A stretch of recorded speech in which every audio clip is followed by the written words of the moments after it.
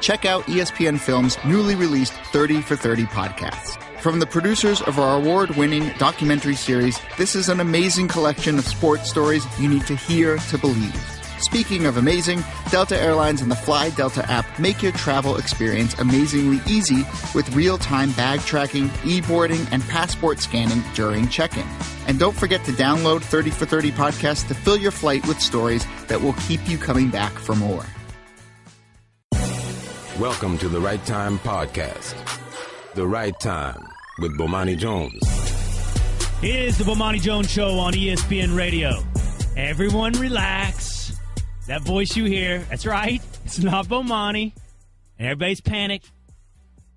Will, can you come in? Bomani's locked out. He's locked out. He can't get into the studio. He just ran to the head, and the security guard left. He can't get in. I was like, man, Shannon, ain't nobody that wants to hear my voice leading off this show. This is the worst scenario you can imagine. What the hell's going on? Whoa, what the hell's going on here? Whoa, wait a minute. I see you got back. Hey, what just happened here, Will? Did you just scare the hell out of all my peoples? Yes. Can you imagine the day that you're locked out is the day that Michael Bennett takes a seat, the day where you're on the air first after Charlottesville, a year after this Colin Kaepernick guys have guest hosted for you. Couldn't be worse scenario. Yeah, that's what I say. Just like the day I go on vacation, the day the Kaepernick thing happens, you almost set fire to my whole damn show. And here we are a year later about to do it again until you get back in the studio. Yes. The one thing I do want to note, and that is Will Cade, I am Bomani Jones, all that fun stuff. We're presented by Progressive Insurance. Send us a tweet, 1-800-Flowers.com, Twitter feed at Bomani_Jones. I like you a great deal. Like, I met you a couple of times, and I came away like, I really like Will a lot. He's just wrong all the time. All right, I guess. You need people wrong in your life so you can be right? That's how I look at it. That's how I look at you. But I think that's an important distinction to make on this, especially at times as these, although I have no idea what you said about Charlottesville, and I'm somewhat scared to ask. But I do like you a great deal. I figure since we were both here at the same time, I would say that to America before I take my show back, before you burn it down. Well, I appreciate that because you hadn't said it to me before, so now I know too. My bad. I thought you knew. Always remember this. People I don't like, I just don't talk to. Well, look at this. Everybody walks through the hallways, and you know how this is, and they smile at you and tell you did a good show, and they shake your hand, but you don't know really what they're thinking. Yeah, no, that's true. And be clear, I never told you I thought you did a good show. So me telling you that I like you is definitely a thing. But, man, thank you so much for being here to save the day, as the day almost needed saving. You got to be nice to me, otherwise you get locked out, going to the head again. You never know what's going to happen. Yeah, I got to figure out what I'm going to do the next time. All right, my man, thank you now. 888-729-3776. That is our telephone number. Yes, guys, I've been gone for a while. I am back. I'm not going to be here Thursday. But for now, I am back. I am exhausted. I am tired. I'm beat down. I've been doing all this traveling. And, of course, me being exhausted and beat down falls in line with us having wonderful topics to discuss that are probably not a whole lot of fun. So people hit me up like, yo, man, we can't wait to hear what you got to say about Charlottesville. What you got to say about Charlottesville? And then I came to work like, do I have to talk about Charlottesville? I'm just a little bit tired. Right? Like, I don't enjoy this. I don't enjoy any of this, and it's kind of a weird place to be in, and I guess you can make the argument I position myself to be in this place as it comes, but, like, I don't enjoy this. I don't enjoy going down that road. It winds up being exhausting, and, of course, the part that winds up being exhausting is things that are matters of right and wrong. This isn't, like, it is one, right? Like, I think there's very clear right. I think there's very clear wrong. I'm not in the mood to debate with anybody about what right or wrong is on that. I'm just not. I'm not there. Like, so I was at the National Association of Black Journalists convention this weekend, and there was a presentation, and one was talking about what was going on in Charlottesville, and, like, she was crying as she was talking. Now, at that moment, I wasn't, like, really fully aware of what the deal was. I just knew that there was, the protest that was going on. I wasn't up at that point on the fact that somebody had gotten hit with a car or anything like that. Like, I wasn't there. Like, I just watched a woman, and she was all broken down. And I was just kind of looking at it like I wasn't sure exactly what angle or what part of it had her broken down. Like, I'm not to be all, I'm all for peaceful protest, but, hey, man, a whole bunch of people lied to get together and make all that noise if they want to. Like, that's kind of sort of how it goes. And I am of the sort that is inclined to vehemently defend their right to go ahead and do that. I don't think there's anything else that I'm willing to defend about what went on there. I find, like, the whole point to be somewhat illogical. I found a lot of the response from people who are somewhat important, at least, according to title, to be a bit disappointing, but I just saw that and I was like, yo, is this where we are? Like, collectively, is this where we are? And to the point where I'm saying, is this where we are? I mean, are we at the point where these cats are showing up with no mask? Like, what? Like, that's the wildest part about this is not even so much the fact that people are willing to do this, is the fact they're willing to do this so fearlessly. Like, I remember when, like, the Black Lives Matter protests and stuff were coming up, people hit me like, yo, man, you going to go to them? I'm like, man, that place crawling with feds. You're going to be on a list messing around, hanging out there. And it's a matter of whether you want to do that or not. Yo, these cats ain't got no consideration for that. They're not worried about it at all. They out there with their faces on it like, I'm not going to lose my job or anything like that. It's like, yo, we at a point where people are willing to come out and ride for Nazi, bruh. They are riding for Nazi. Like, all right, then. I mean, that's got to scare you, right? Because that's the part about this is I looked at that and saw it on television, man. I ain't really at the point of being, like, outraged and all that. No, man, I think that there's grounds to legitimately be afraid. And the reason I say that there's grounds to be legitimately afraid is this ain't the end. This ain't the last one. Like, this is going on right here in Charlottesville, Virginia. People were getting on planes, trains, and automobiles to protest the removal of a statue in a town of 55,000 people. And people got on planes, trains, and automobiles behind that one.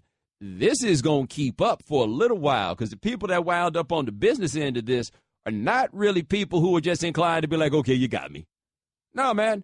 Like, this right here is going to keep going and going to keep going and going to keep going. And everybody involved in it better figure out what the hell side they are. Now, the way that this comes into sports, because you guys like sports anchors when you get your real life involved, the way that this winds up coming back in sports is what you see with these cats with the national anthem, right? Michael Bennett says he's not going to stand for the national anthem. His reasons were a bit more vague than Colin Kaepernick's were, but they were very similar. Marshawn Lynch did not stand for the national anthem, and I really can't tell you why, because he really ain't about to tell us why. He told Jack Del Rio that that's something that he's been doing for the last 11 years, and Jack Del Rio said, okay, I respect you as a man. I do wonder how Jack Del Rio would have approached this if Marshawn Lynch, who walks around wearing African medallions, and Shannon, what was that? Did he call the dude at the press conference in that press conference? He called him black man, and he called him African. It was one of those of the same circle, though. You remember that? To check which one, but it was one of the two. It was one of those, right? Like, quietly, Marshawn Lynch has told you everything, except people kind of view him almost as a gesture of sorts, so they don't think about it. But Marshawn Lynch been letting you know how he feels about this for a while. It's been subtle, it's been on the low. But, like, you know anything about Oakland? Oakland got a Nelson Mandela Parkway, right? Like, you know anything about Oakland, he's telling you what it is right there. Now, NFL can't do anything to those cats, man. They especially couldn't have done anything to those cats after the thing with Charlottesville happened. But the NFL can't do anything to those cats. And it's not just because of, like, the bright light that's on Kaepernick. It's the fact that after Kaepernick did that, the NFL sent that. I mean, all those teams sent it out and said, well, let players do whatever they want. Nobody got in trouble last year for taking a knee or anything that they chose to do during the national anthem. Nobody did. The league looked up and realized they had no rules against it. They realized they couldn't fight it. And so they wound up letting that sort of thing go. Do you think Michael Bennett and Marshawn Lynch are going to be the last to make this call? Like, do you think they are?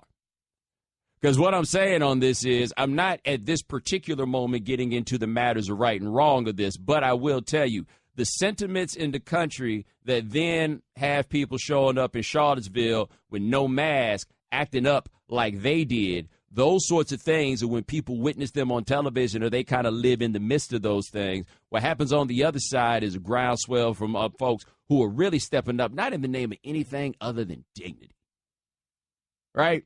Like, it really comes down to a matter of human dignity. Like, I listen to stuff that Michael Bennett's talking about, man. Those are primarily matters of dignity. You listen to what Kaepernick was talking about. That is a matter of dignity. Like, after a certain point, there are going to be people who feel that it's necessary for them to stand in the name of their own dignity. Now, if we're going to be real about it, the cats that's out here wilding in Charlottesville, a lot of them feel the exact same thing.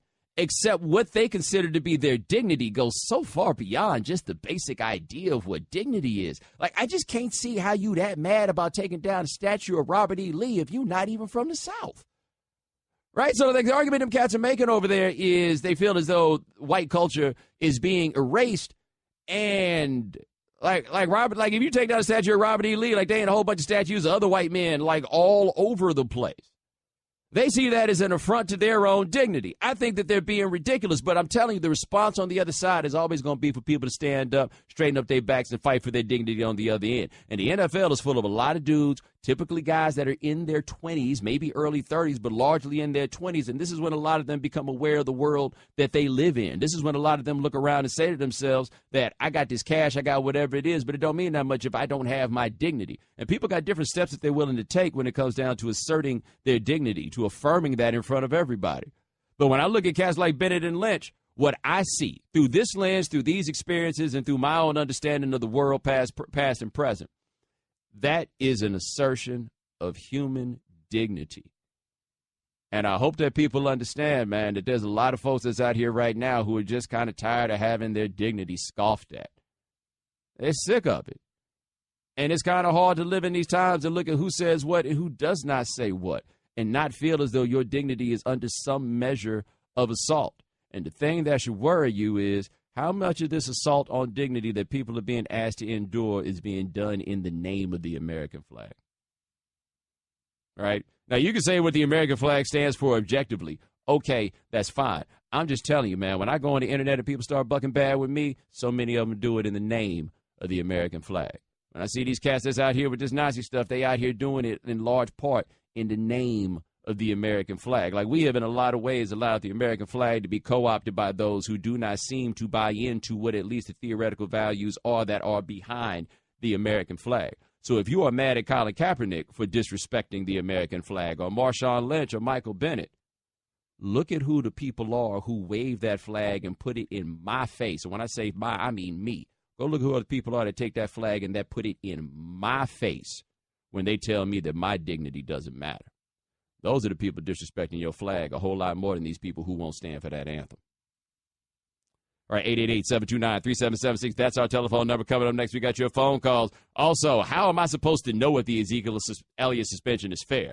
Find out what I mean on ESPN Radio, the ESPN app, Sirius XM Channel 80. The Right Time with Bomani Jones. Ladies and gentlemen, welcome back to The Right Time.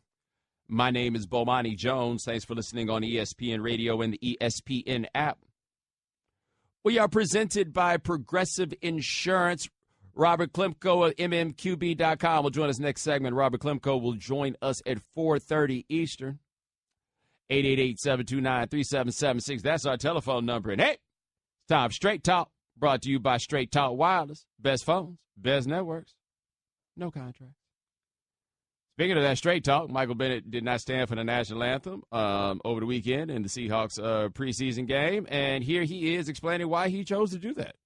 I think last week with everything that's been going on in the last couple of months, and especially after the last couple of days, seeing everything in Virginia, seeing what's going on out there, earlier today in Seattle, I just wanted to be able to use my platform to be able to continue to speak on injustice. First of all, I want to make sure people understand I love the military. My father was in the military. I love hot dogs like any other American. I love football like any other American, but I don't love segregation. I don't love riots. I don't love oppression. I don't love gender slander. And I just want to see people have the equality that they deserve. The only thing about this I wanted to say, I mean, something that I think is interesting here is when I first saw this. So, like Marshawn Lynch, for example, do we even know if it's a protest?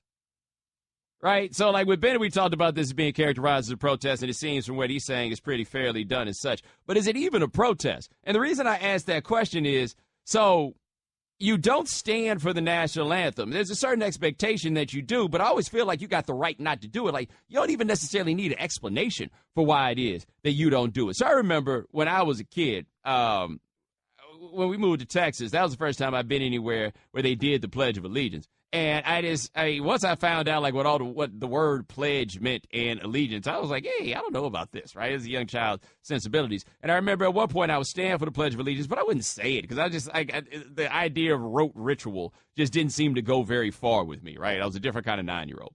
Anyway, I remember I had a teacher come and talk to me about it, and I eventually, went ahead and did the Pledge of Allegiance because it wasn't that big a deal. But I remember part of why I was like, okay, I don't really have to do this is there's another kid who did not say the Pledge of Allegiance, and he was a Jehovah's Witness. And the lady explained to me that it was okay that he did not say the Pledge of Allegiance because he was a Jehovah's Witness. And I was like, oh, wait a minute now, wait a minute, right?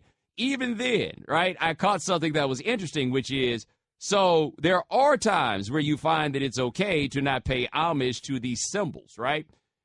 It was okay in his case because it was in the name of some religious sort of allegiance. Now, that got me to thinking now about what's happening with Bennett, Marshawn, Lynch, and all this, right? So Marshawn Lynch is never going to explain to you why it is that he's not standing for the national anthem because he doesn't do things like that, right? Like, he's never going to explain to you what it is. Since he's never going to explain it, I think people are ultimately going to get over it and let that thing ride, right? Because that made me think about what's going on with Kaepernick. Is the issue with Kaepernick even necessarily that he did not stand for the anthem, or is it specifically why he did not stand for the anthem? And see, to me, that's a very crucial distinction because you have so many people who have made the whole, disrespect to the military argument as though the military, like, owns the flag or something like that. Like, literally, like it is their own thing, right? Marshawn Lynch will do it, not stand for the anthem, and give you no explanation. And people have no option, really, other than to just let it go. Colin Kaepernick can tell you exactly what it is, and now all of a sudden we got people mad, and now you got people saying, is this the right kind of protest, or what else are you going to do other than protest? And then the man put all the money down, and then it became everything else, and so forth and so on. The strange moral of the story here is, if you have no reason for ignoring the national anthem, people are more okay with that than if your reason is, I feel like America needs to treat people better. Right? Now, I understand that my analysis here is somewhat crude, is less than scientific, but I feel like we got enough there that at the very least that you got to ask that question, right? If you disregard the national anthem for no reason at all, does it go over better with people than if you do it with a pretty damn good cause? Think about what that means. 888-729-3776. That is our telephone number. Let's hit the phone, talk to Donald in Michigan. Donald, thanks for calling the right time.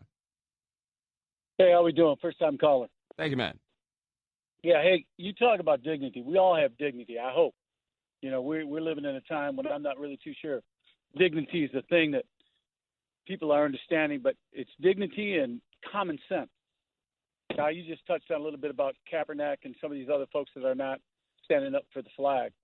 And you had mentioned that that the military doesn't own the flag. No, but it's the land and the freedom and the opportunity.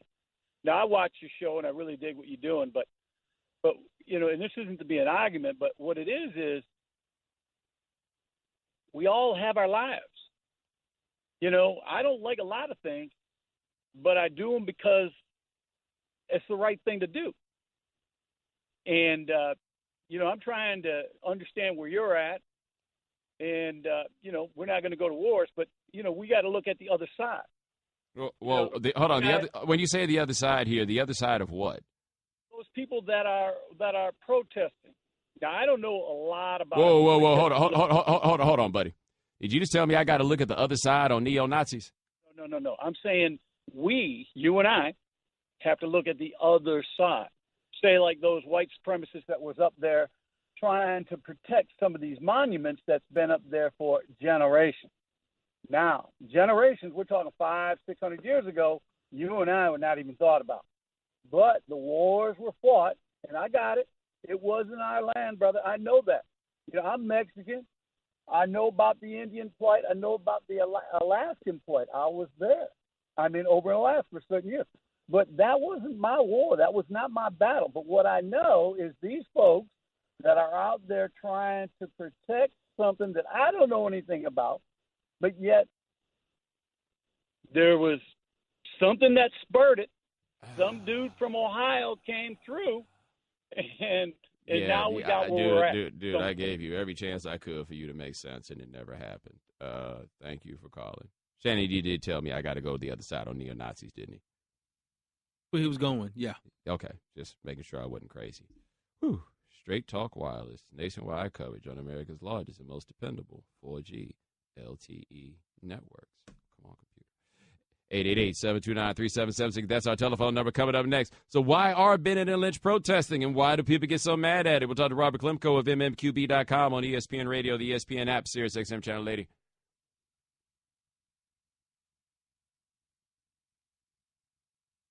NFL fans will do almost anything to help their team win. Tostitos, the official chip and dip of the NFL, created lucky bags for select NFL teams this season. They participated in team traditions with the hope that doing so would bring luck to each team. They raised the 12th man flag for the Seahawks, waved the terrible towel for the Steelers, and gave Broncos bags a mile-high salute. Current NFL players Dak Prescott, Jadeveon Clowney, Joe Flacco, and Aaron Donald all participated to make their team's bags lucky. Visit Tostitos.com to see how Tostitos made your team's lucky bags and pick one up at a store near you. The Right Time with Bomani Jones.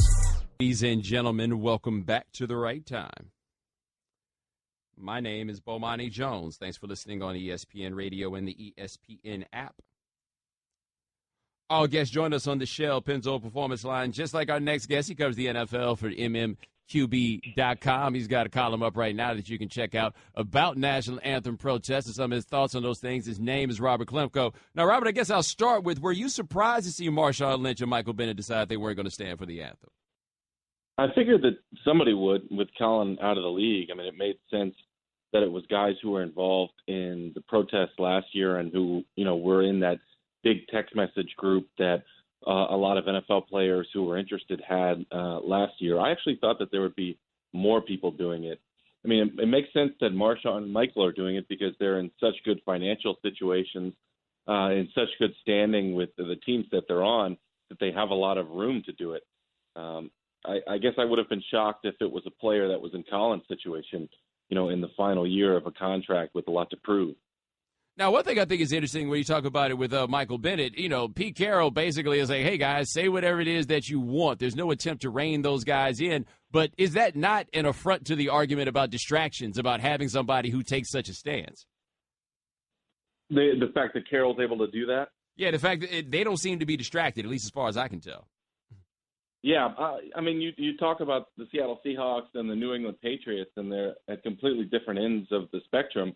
But the one thing that they have in common is that their success allows them to do things differently than everybody else. Pete has chosen to tell all of his guys and to go and get guys who are open to doing this sorts of thing, who, have this kind of these kind of personal interests and are willing to express them. And I think sometimes that comes back to bite Pete and the team in the butt. I mean, you look at what Seth Wickersham wrote for ESPN about these Seattle Seahawks and how it's been very difficult to get over that interception at the goal line in the Super Bowl 3 years ago. Well, I think that's a byproduct of having a team with such strong personalities where guys are encouraged to express themselves. So there's two sides to the coin. Most coaches would not put up with players still harping on a play that happened 2 years ago in the Super Bowl, and most coaches would not put up with players protesting the anthem. But I think Pete does because he knows that if he gives them that kind of freedom, he can have the most talented players and players that, when things are going really well, work really well together. All right, we're talking to Robert Klemko of MMQB.com here on The Right Time. So why do you think so many people make this correlation between the protest of the national anthem and the disrespect of the military?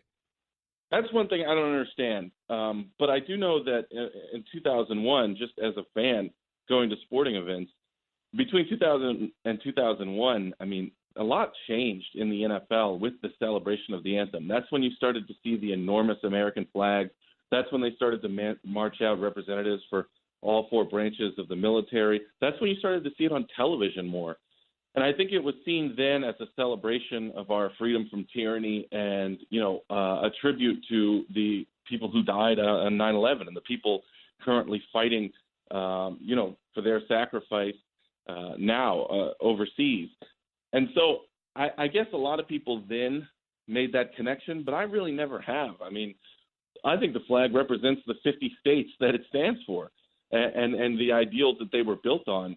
And I admire Michael Bennett and Marshawn Lynch and Colin Kaepernick for not being willing to stand while those ideals are being trampled on.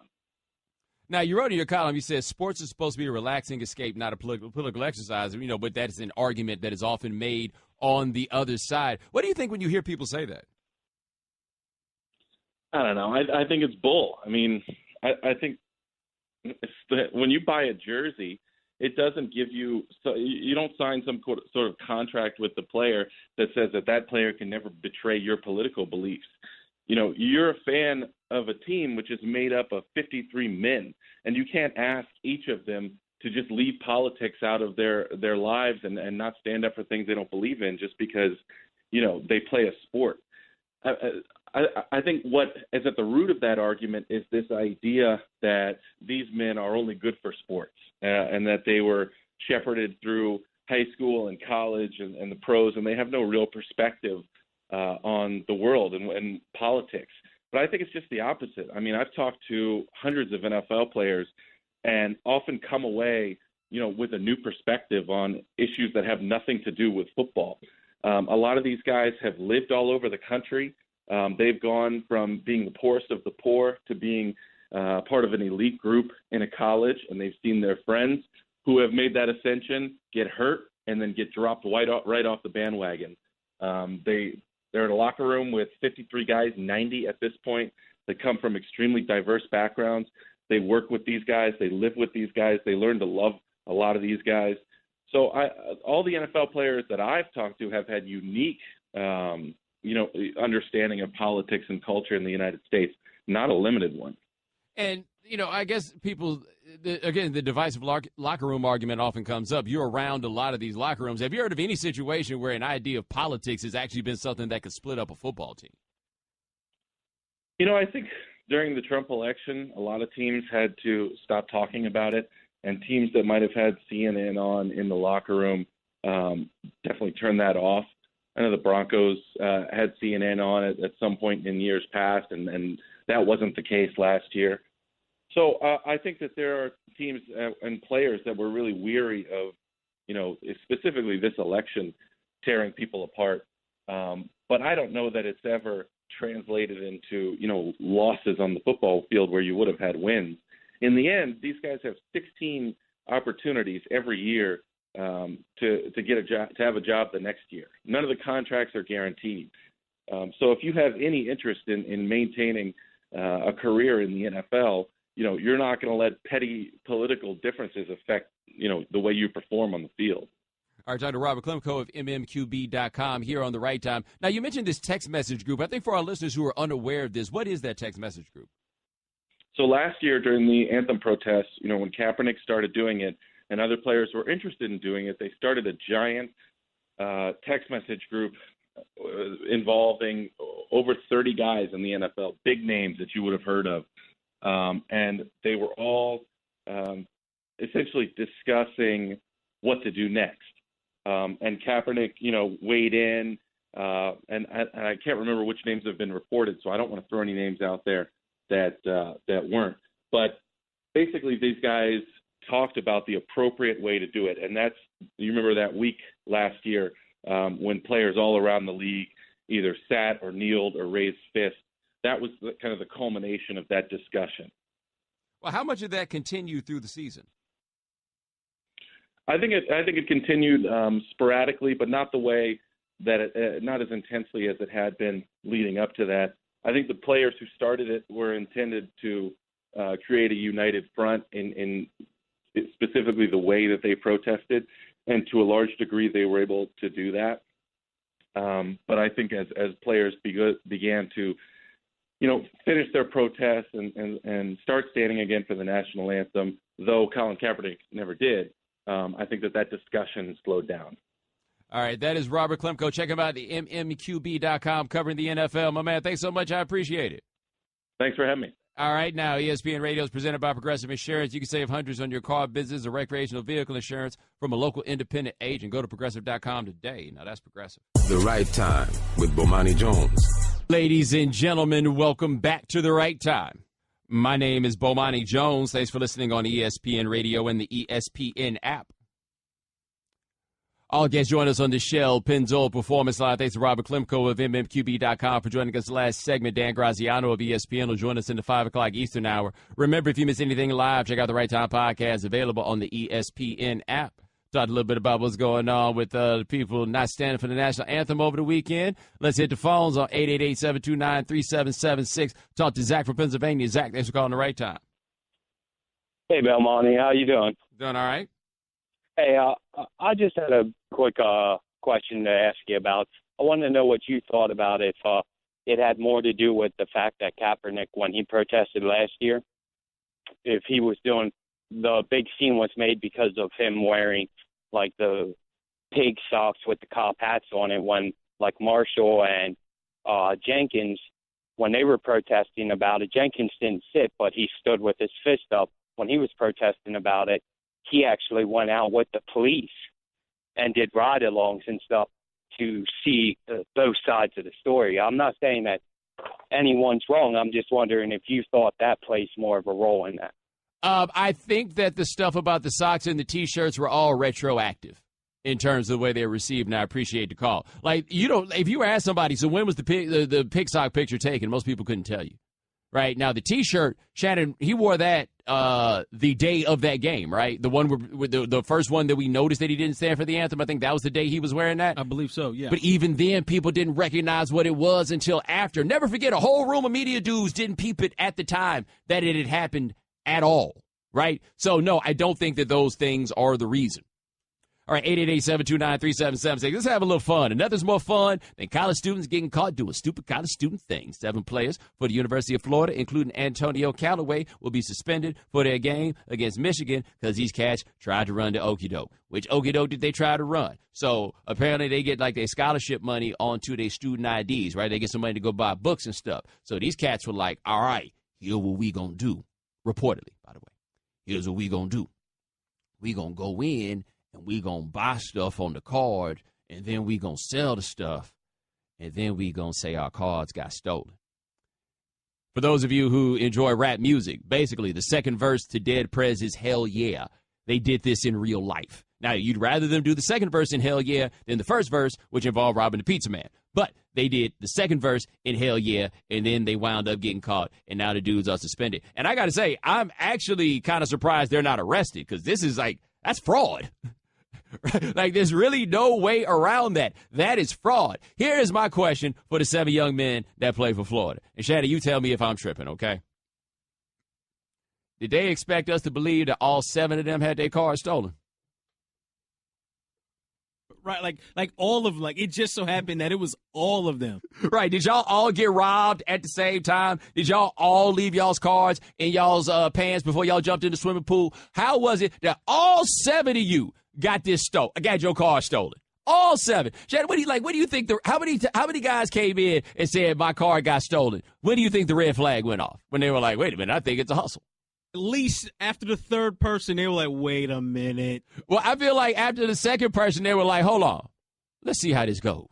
And then the third person came. Honestly, if you were the 7th person, they should kick you off the team because you're the dumbest dude in the world.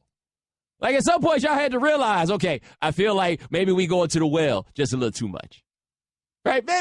Maybe, just maybe, this is not the way for us to try to do this.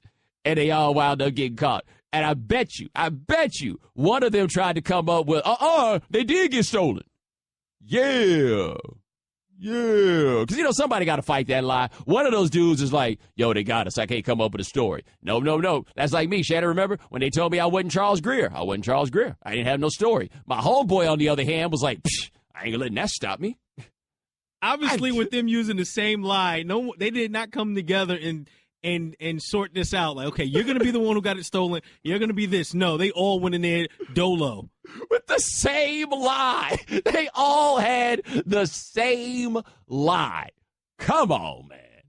Y'all got to do better than this. Y'all have to do better than this. I would tell you the greatest scam I ever pulled in college, but the last time I told y'all about my quasi-legal shenanigans, people said that I was making black people look bad. Was that when you were stealing spices?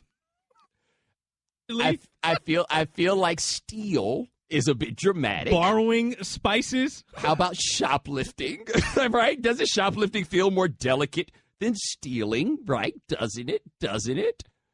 I was 19, 18. It was a long time ago. It was almost 20 years ago. I never did anything like this. Like this one, no. I never tried to do anything involving no, like, credit card scam. Because this is basically what this is a credit card scam. Also worth noting, if I could quote the great philosopher Robbie Robertson of the band, don't hand me nothing I can't hold or nothing I can't give away, which is to say that the NCAA would have had a problem just with selling the stuff. right? Like just for selling the stuff. That would have been the problem. I also want to know, now, Shannon, didn't they say they was buying electronics? They did.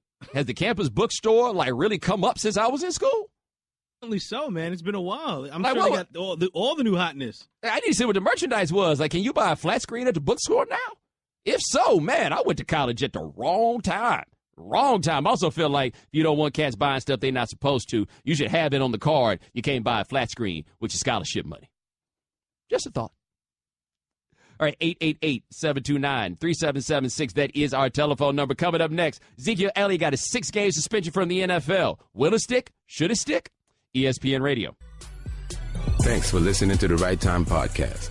Please come back tomorrow for more. And don't forget to listen to The Right Time with Bomani Jones from 4 p.m. to 7 Eastern on ESPN Radio and the ESPN app. Okay, keep your eyes closed. Okay. I want to show you my first ever painting. All right. Okay. Open your eyes. Oh, that's a lot of colors and shapes. So be honest. What do you think? Well, I like how if you switch to Geico, you could save hundreds of dollars on car insurance. Oh, yeah, that's true. Yeah. Here, why don't I hold your paintbrush while you call them? Geico, because saving 15% or more on car insurance is always a great answer. Check out ESPN Films' newly released 30 for 30 podcasts. From the producers of our award-winning documentary series, this is an amazing collection of sports stories you need to hear to believe.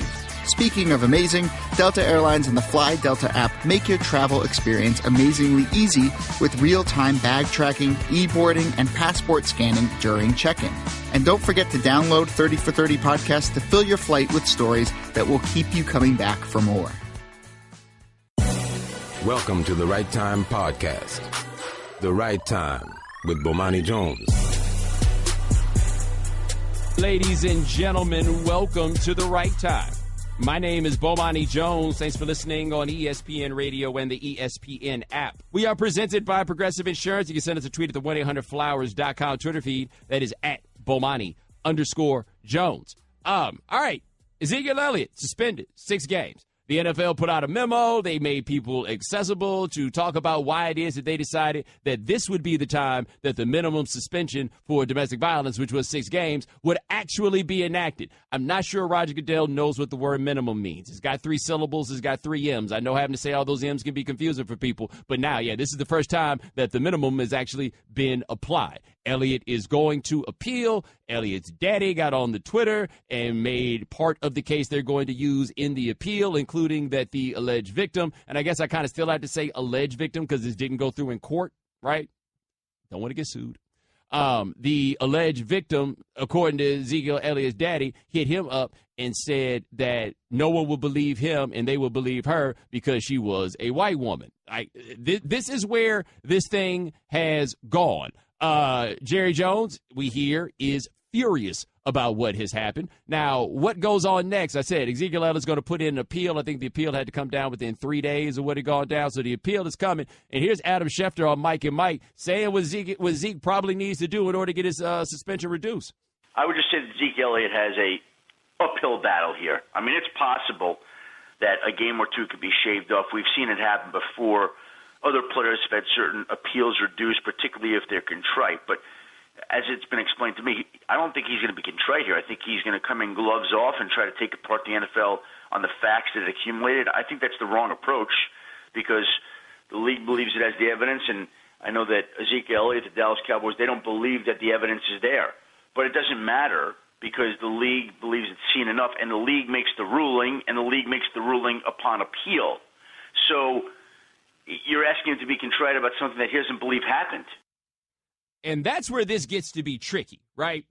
He says this did not happen. None of us really have any way of knowing whether or not it did. There is an accuser. She says this happened. The league believes that her story is the one that is true. They believe that Ezekiel Elliott is not telling the truth. I don't know. I can't say. I know the league says they have all these different people that they spoke to in the course of making this decision. They've come to where they are on this. This is what it is. Here's the thing, though. I've said this before. Credibility is like insurance. You don't need insurance till you need insurance. Right? Like, you pay all that money every month for insurance. Most months, you never wind up needing that insurance. Mess around and let that bad boy lapse and see what happens. You're going to be out there on the side of the road talking about, where's my insurance? That's how credibility is, and the NFL does not have credibility. On these matters, they have been so bad for so long that I cannot simply trust the NFL's word on this, even on a matter where we have asked the NFL to be more stringent. We've asked them to be more strident about these things. I have no idea if they're doing this right because they are not to be trusted. This is a point that Dominique Foxworth made on the Morning Roast this weekend. This is something that is difficult for me to speak to because you don't ever want to sound like you come down on the side of Ezekiel Elliott or a player who's committed any acts of domestic violence. So we all agree that the things that he's accused of and the evidence that seems to support some of that is horrendous. But consistency is important, and you can't just be out there throwing suspensions and fines and punishments around willy-nilly without any sort of consistency. And I'm not here to argue that Ezekiel shouldn't be punished, or I'm not even here to say how long it should or shouldn't be. I just believe it should be consistent. And so for me, I think it is fair to ask the NFL the question of why is it that Josh Brown gets the 1 game and then Ezekiel Elliott now gets the 6? By the same token, I have the question of Jerry Jones. Why, again, was it that you were so sure that there was nothing? Because the NFL seems pretty damn sure that there is a lot. I don't have anybody here that I feel like I should believe on the strength of their word. I don't feel like I have either of them on either side that I should simply believe on the strength of their word. I don't have it. So I don't know what I'm supposed to do with this. I have no idea what I'm supposed to do with this punishment. I have no idea how I'm supposed to tell if it is or is not fair, because the only person that I got to ride with on this right now is either the guy accused of domestic violence or the NFL that has handled this poorly so many different times. All that being said, while I do have the questions about the credibility on the side of the NFL, I'll say this about Ezekiel Elliott. If you are lying, you are a lowlife. Period.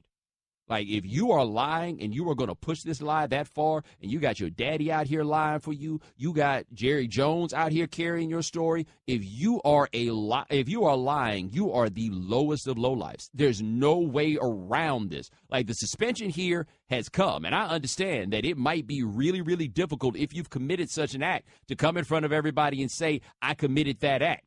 But that's the place where you start getting the redemption on this sort of thing and people start buying into you again. Like, if Ray Rice had still played in the NFL, if he had gotten another chance at the NFL, we would hold Ray Rice up as an example of how it is that you're supposed to handle these things. And I feel like if Ray Rice had gotten into the league, these dudes that get out here and make these mistakes would be far more likely to own them and face up to them, because they would have this example of a dude who is showing you, you've made this mistake, well, now you got to go out here and get this right. And then after you get this right, all the things that you feared about telling the truth, you'll have nothing to fear after that.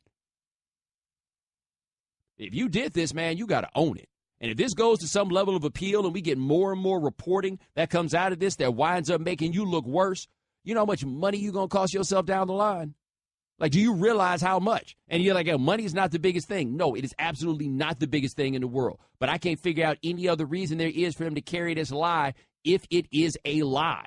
So, yeah, because of the NFL and their lack of credibility, I am willing to entertain the possibility somewhat that he might be telling the truth. I am willing to do that. I don't really apologize for that because I feel like the NFL has put me in that situation. But if he is lying about this, and not just lying, but lying and got all these other people carrying his water as he tells this lie, then I can't think of – it's hard to think of people who are much farther down than that, right, who are less worthy of our basic respect than that.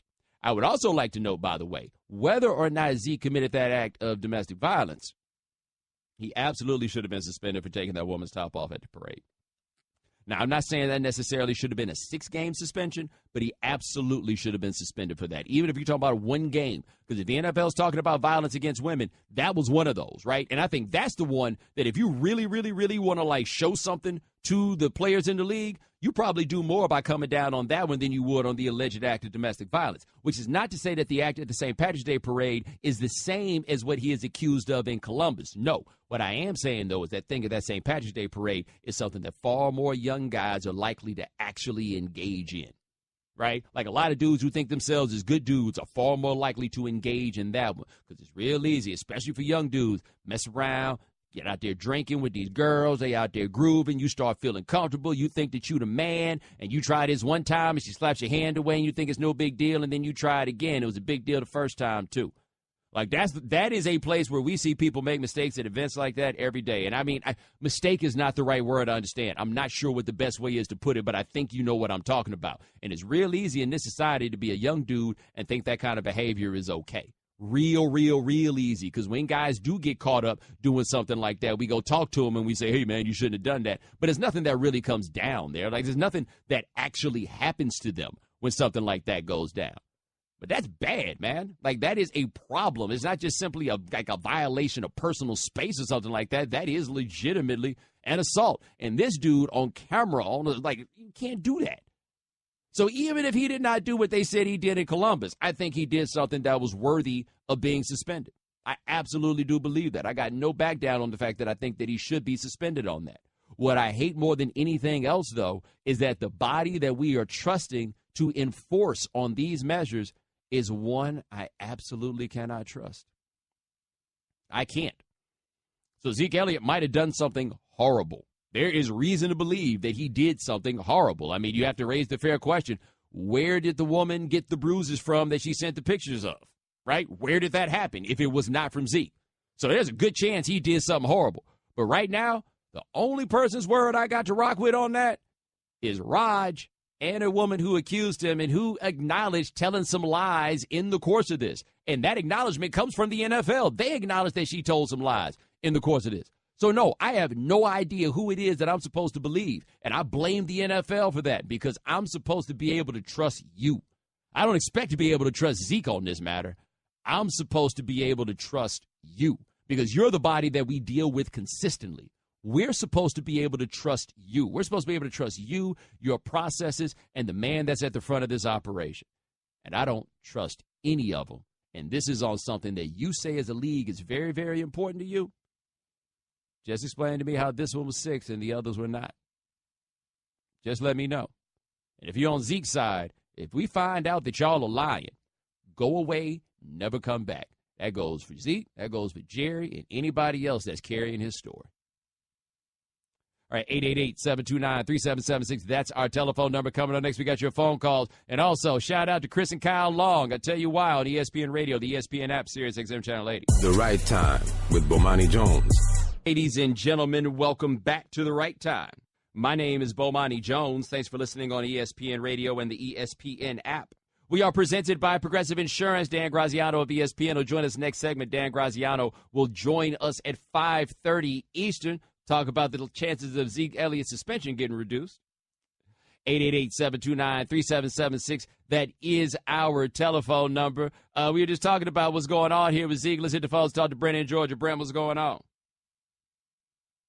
How you doing, man? Doing all right, man.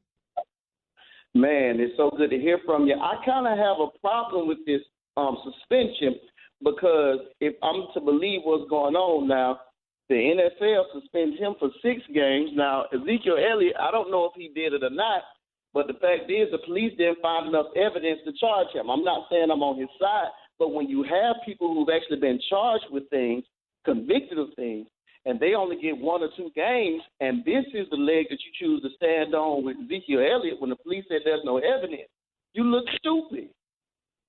No, I think you're right. And see, this is where it gets tricky. And, Brent, I appreciate the call. Where this gets tricky for the league is I do not generally buy the argument that, well, the court said that nothing happened. We asked for the NFL to do more on top of the courts, in part because we understand the limitations of the court system in matters such as these, right?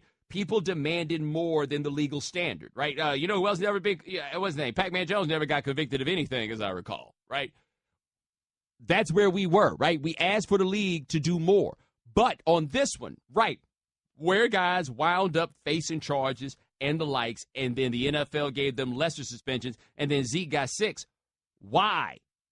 Like, I think it's fair for all of us to get into a place where we are asking, why was this it? And I don't really feel like the answer as of now has been satisfactory. But that's what happens when you don't have credibility. All right, 888-729-3776. Let's go to Scott. Scott, thanks for calling the right time. Hey, man. How are you, man? Doing all right. I think there's something else behind this because she's got her evidence, but now if he says he didn't do it, where's his evidence at? And if he had someone there that's seen it for him, then why won't they stand up for him instead of letting him do this? Instead of having his dad come out and everyone else come out for him. Now, I think that's a fair one, and I appreciate the call. The only tricky thing is, how do you affirm a negative, right? Like, how do you prove you did not do something? I don't have an answer for you on what you're supposed to do. But I do think this, on his end, he's going to need to come with more than he's got if he's going to come out here on the I Didn't Do It program. Because what my man Bill Withers say, don't do too much good to be talking, brother, when ain't nobody listening. All right, 888-729-3776. That is our telephone number. We talked a little bit about what was going on in Charlottesville. Chris and Kyle Long, the Scions. Is that the right? Isn't that Scion? Isn't it the word, Shannon? When they're sons. Scion. That's not right.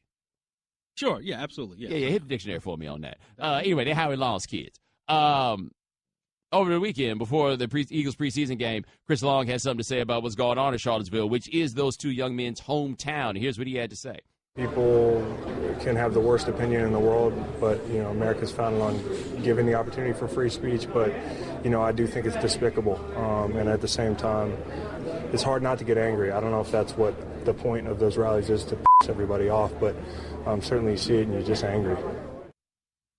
Scion was correct, by the way. Scion. That was correct. Now, here's his brother Kyle talking about it doesn't really matter where these things happen. It's just all bad.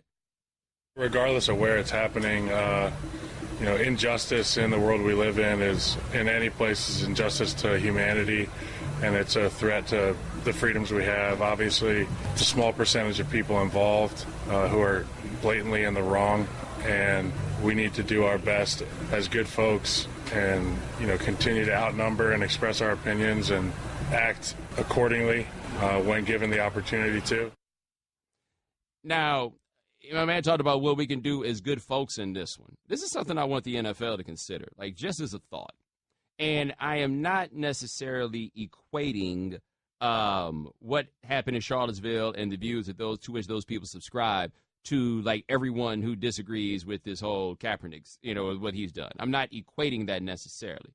However, I feel like this league repeatedly has demonstrated that they are more concerned with hurting the feelings of those who are not quite as bothered by Charlottesville and the rest of us at the expense of others.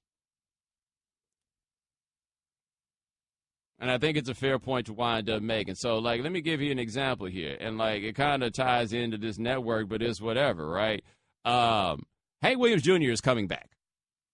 Right, Hank Williams Jr. will be back doing the Monday Night Football song. And I told you about this before. I went on TV once and we were supposed to talk about it, and I was really mad because I was going to get my criticized ESPN on, and then Dave Zirin and Paul Feinbaum wound up having an argument that involved the Holocaust, and I didn't really feel like that was the place for me to participate when that happened. But Hank Williams Jr.'s whole career is wrapped up in that Confederate flag. Last time I checked, you can go to Hank Williams Jr.'s website, and you can get a shirt with his face right in the middle of the stars and bars. It's the same stars and bars that you saw people flying at their rally on Saturday. The same one, right?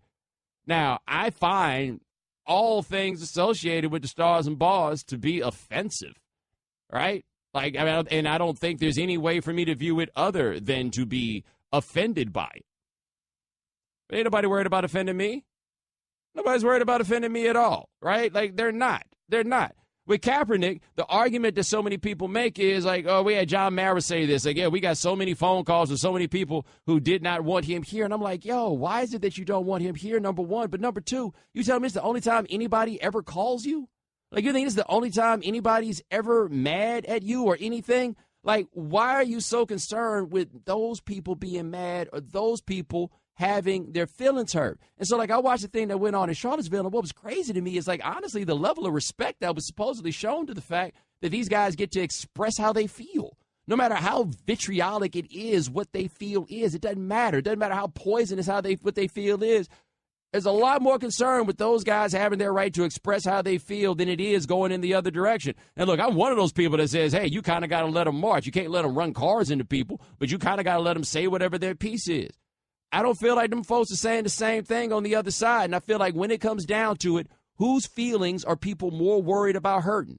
The people that's out here doing that, or the people who are offended by the way that Colin Kaepernick is treated? J.D. Power did a survey asking fans who watch less of the NFL why it was, and I think the percentage was something like 26% of Colin Kaepernick, but it was ultimately like 200 people in that whole poll who said that Kaepernick was the reason they watched less of the NFL. We did a poll on the ESPN radio account where people were mad that we even asked the question as to whether or not people would would boycott the NFL over Colin Kaepernick. We had more people in that poll say that they would consider that than we had people say anything in that J.D. Power poll. But ain't nobody worried about hurting their feelings, not even a little bit.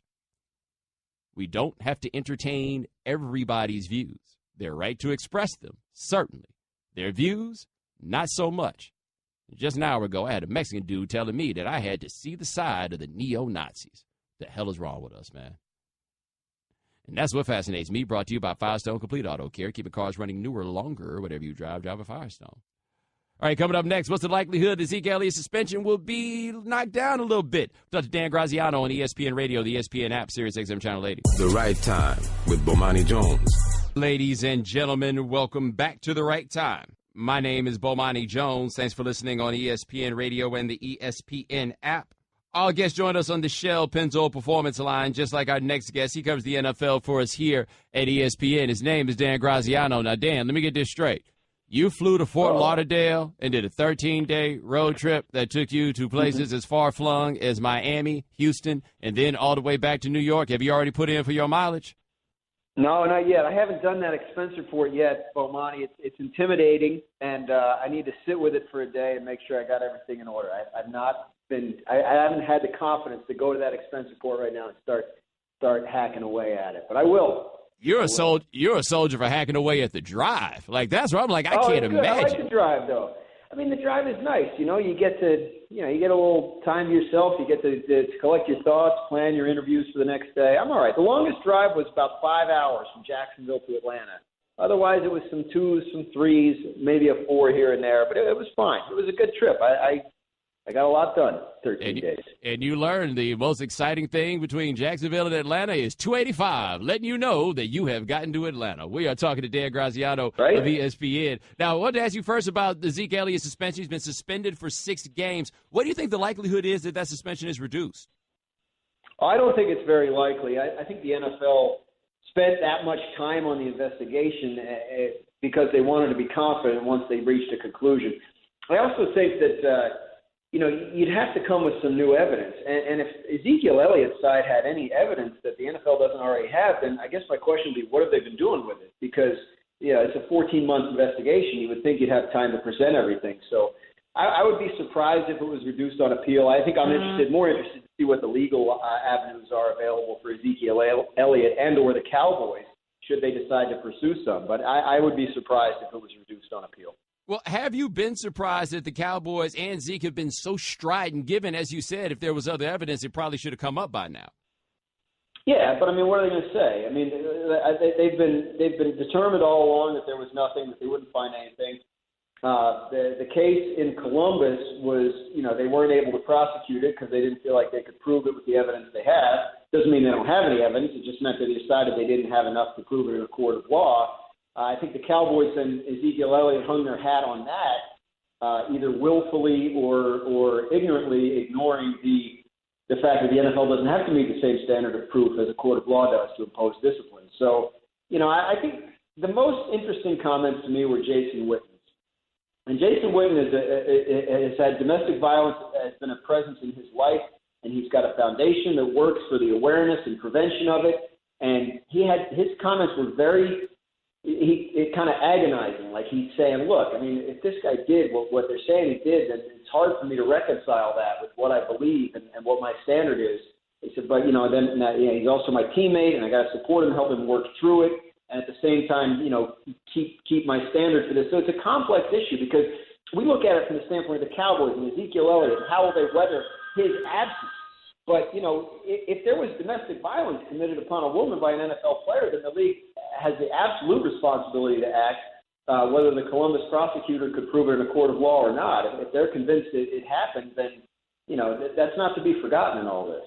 All right, we're talking to Dan Graziano of ESPN here on The Right Time. Switching gears a little bit, we got Cam Newton and Andrew Luck. Both of them hurt, toward the end of last year, had surgeries on their arms. Which one do you think is more likely to start week one? It sounds like Cam at this point. He's done more throwing than Luck has, and they seem to have an idea that he'll be okay for week one. Luck, you see the noise being made out there, Irsay even saying he might not be ready for week one. I think all along with Luck, the idea has been get him on a throwing program and see how he responds to each stage of it. And if he's not ready for week one, they're not going to push him to be ready for week one because that would risk, a more significant injury. So I think all along the Panthers have been confident Newton would be ready for week one, whereas the Colts have kind of been holding out the possibility privately until now that Luck might not. So I guess I would go with Cam. But again, this is recovery from shoulder surgery. So every step of the recovery, you have to assess how the player feels after that next step. So once he starts throwing, once he escalates his throwing, how does he respond to it? You can set a timetable, but you have to be flexible and allow for the possibility of setbacks or even just kind of soreness that requires you to back off. Now, have the Colts been surprised at all that there's mystery still as to whether or not he'll be ready for week one? No, I think that all along what we were hearing there was that they didn't want to set a timetable because they didn't want to raise expectations and then fail to meet them. So publicly they haven't wanted to say much, but I've been given no indication that anything is happening that surprises them in terms of his recovery. It's a complicated thing he had done. It takes a while to recover, and their mission is not to get him back quickly. It's to get him back all the way healed.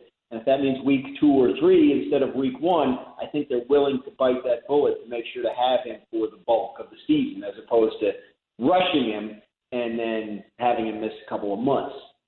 All right, we're talking to Dan Graziano of ESPN here on The Right Time. The Bills traded Sammy Watkins to the Rams. Yeah. Do you think that was more about Sammy Watkins and his body being traded to the Rams, or are the Bills just deciding they're not going to win much this year? I think that was about the second-round pick the Rams included in the deal. The Bills are under new management, new coach, new GM, and clearly, based on the moves they've made, that they're not a group of people that's happy with the roster they inherited. So, Watkins, great player when he's on the field, but we all know he's not on the field enough. Anybody that's had him in fantasy football knows he's not on the field enough. It's an easy thing to figure out. 1 year left on the deal. I guess they figured their chances of signing him back next year aren't going to be damaged by trading him necessarily. So if they want him for next year, they can go get him if he comes off a big year with L.A. But you get the second-round pick. They also got a third-round pick along with Jordan Matthews in their trade with the Eagles for Ronald Darby. So now you're the Bills. You have 6 picks in the first 3 rounds, to build your team with your new GM and a new coach, first time for both guys. So I think that's what it was about, trying to amass picks. They downgraded receiver. They downgraded cornerback. It feels like everyone's decided to hand the Patriots the AFC East before the season starts. I think the Bills are thinking big picture, and I think it's about those picks. All right, Dr. Dan Graziano of ESPN here on The Right Time. Now, you visited with the Houston Texans. Is there any chance that Deshaun Watson is not the starting quarterback week 1? Yeah, because, they really like Watson, and it's possible he wins the job and starts week 1, but it's not to be understated that they also like Tom Savage. DeAndre Hopkins, I was talking to him, and he said, look, I put my stamp on Tom Savage. I played with more quarterbacks in my first 4 years than anyone ever has, and I know quarterbacks, and we can win with this guy. So, and Bill O'Brien feels the same way, even as he praises Watson in one breath.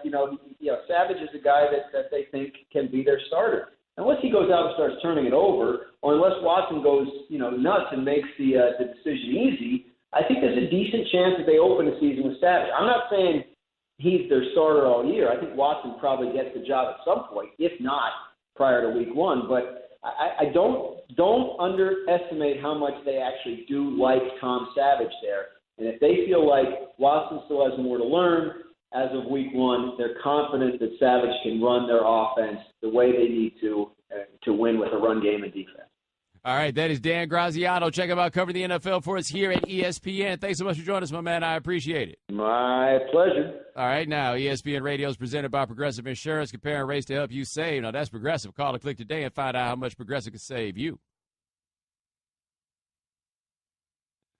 Like I've been telling you for a while, if you travel for business, stop wasting time pricing your flights and hotels at the same old sites you used to go to. The only site you need is Upside.com. It's quick and easy for Upside to show you the exact flights you're looking for in the big-name hotels you want to stay at. You can buy them separately or bundle them together. The more you bundle, the more you save, the bigger the gift cards you receive to places like Amazon.com every time you buy a business travel package using Upside. Their concierge level of service is second to none. You get the VIP treatment while still paying low prices. And their expert navigators are always available 24/7 through phone, chat, social, and email to help at any time.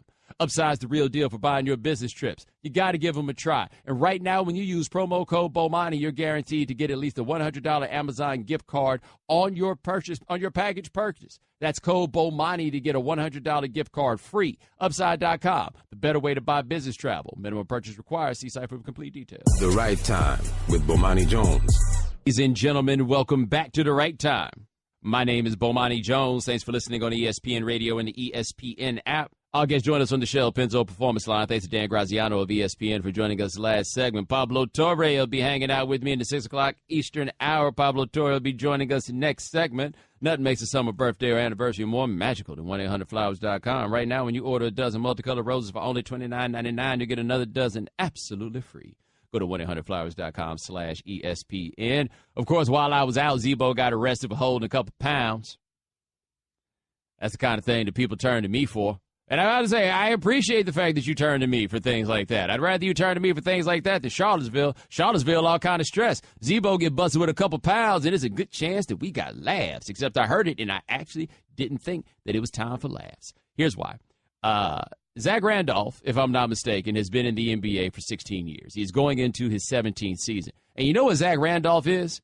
He is the last man standing from pre-dress code NBA.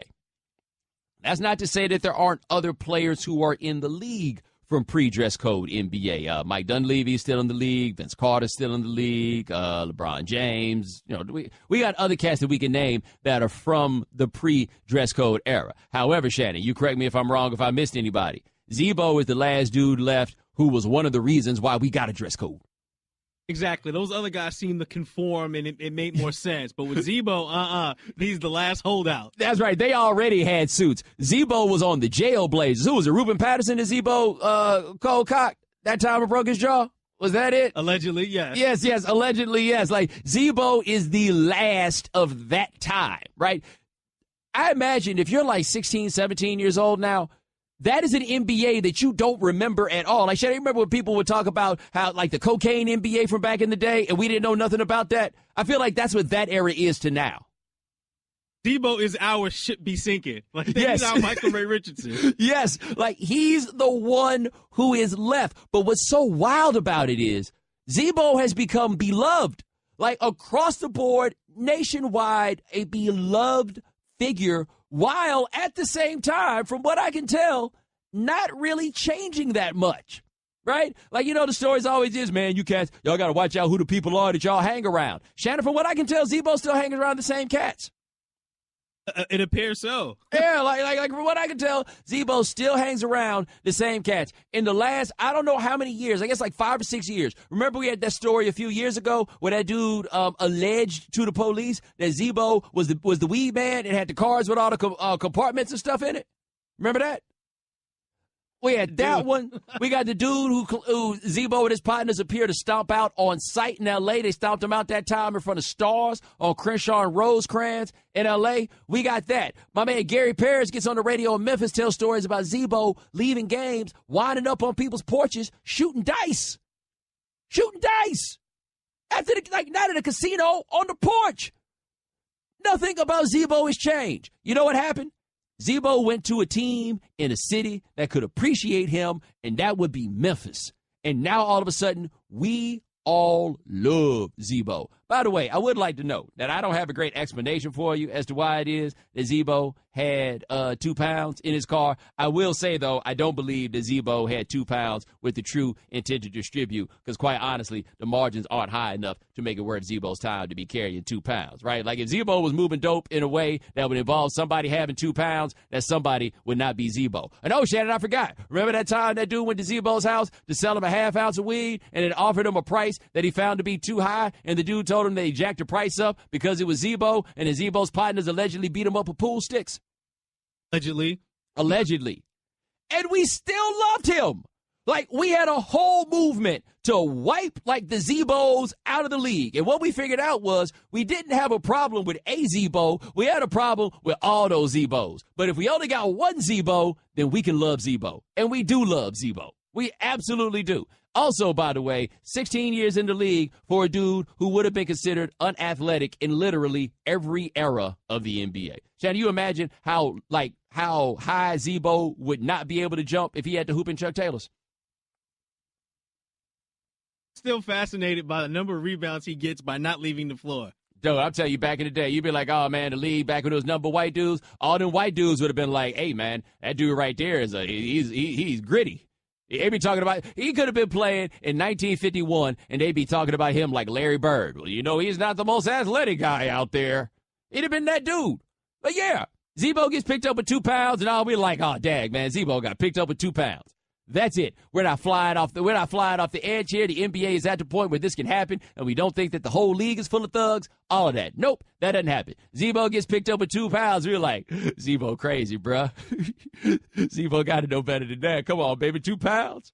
I wish you was coming to my house. I'm saying that's what they would say, not me. 888-729-3776. That's our telephone number. Coming up next, my man and future co-host Pablo Torre joins us in studio on ESPN Radio. Thanks for listening to the Right Time Podcast. Please come back tomorrow for more. And don't forget to listen to The Right Time with Bomani Jones from 4 p.m. to 7 Eastern on ESPN Radio and the ESPN app. You're listening to Love Advice with Leanne. Caller, you're on the air. Hi, Leanne. Longtime listener, first-time caller. Why, in your professional opinion, do you never take my calls off the air? Is this Carl? Yep, it's Carl. I mean, we had a few dates. Everything was great. I thought, Well, you know, when you switch to Geico, you could save a lot of money on car insurance. Okay, awesome. You should call them. I will. Geico, because saving 15% or more on car insurance is always a great answer. Check out ESPN Films' newly released 30 for 30 podcasts. From the producers of our award-winning documentary series, this is an amazing collection of sports stories you need to hear to believe. Speaking of amazing, Delta Airlines and the Fly Delta app make your travel experience amazingly easy with real-time bag tracking, e-boarding, and passport scanning during check-in. And don't forget to download 30 for 30 podcasts to fill your flight with stories that will keep you coming back for more. Welcome to the Right Time Podcast. The Right Time with Bomani Jones. Ladies and gentlemen, welcome to the Right Time.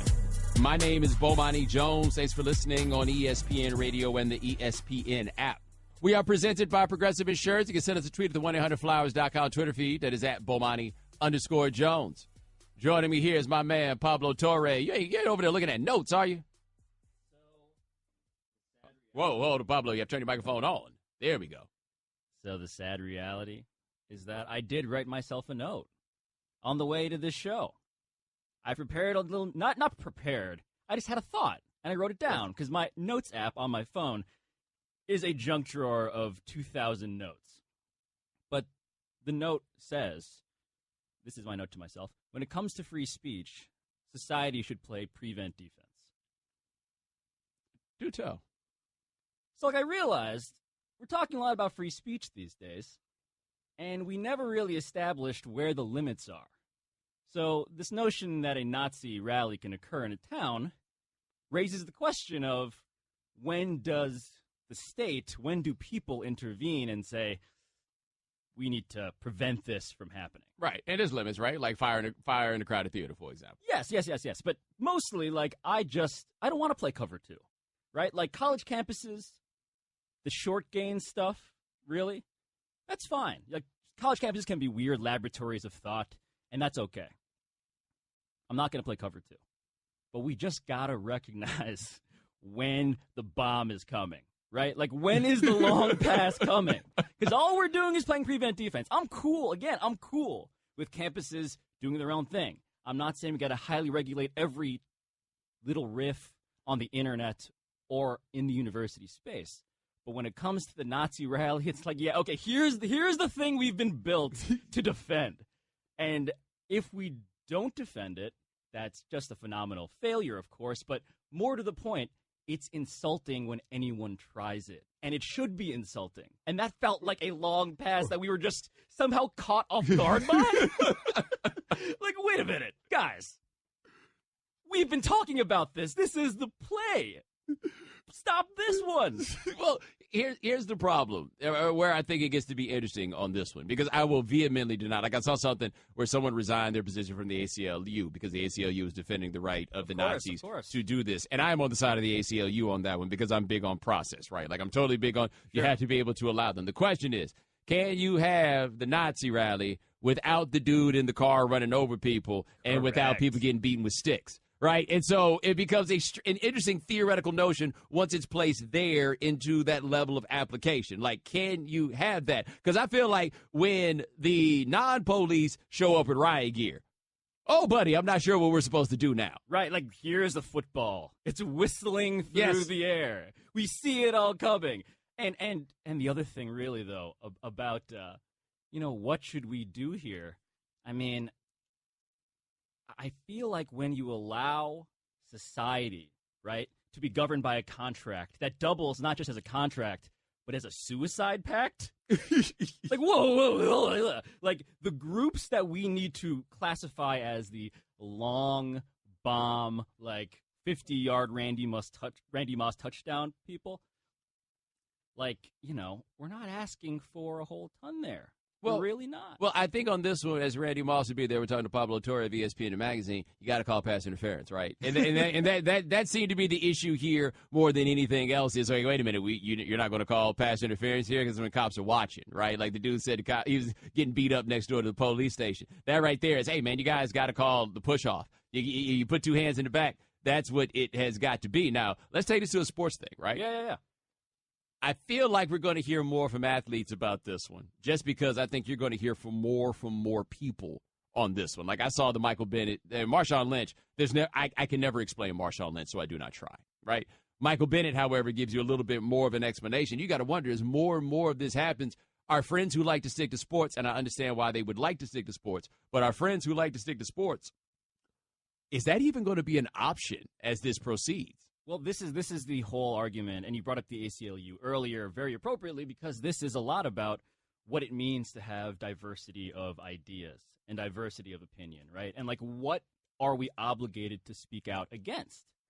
And so the idea that more and more athletes would see again, I'm torturing this metaphor literally to death, but they would see the one thing, right? This is like the stuff that straight up Captain America's comic book legend is based in, right? Like, the Nazi stuff, right? Like the idea that, okay, now we're going to get more people in the pool on this, that's totally understandable.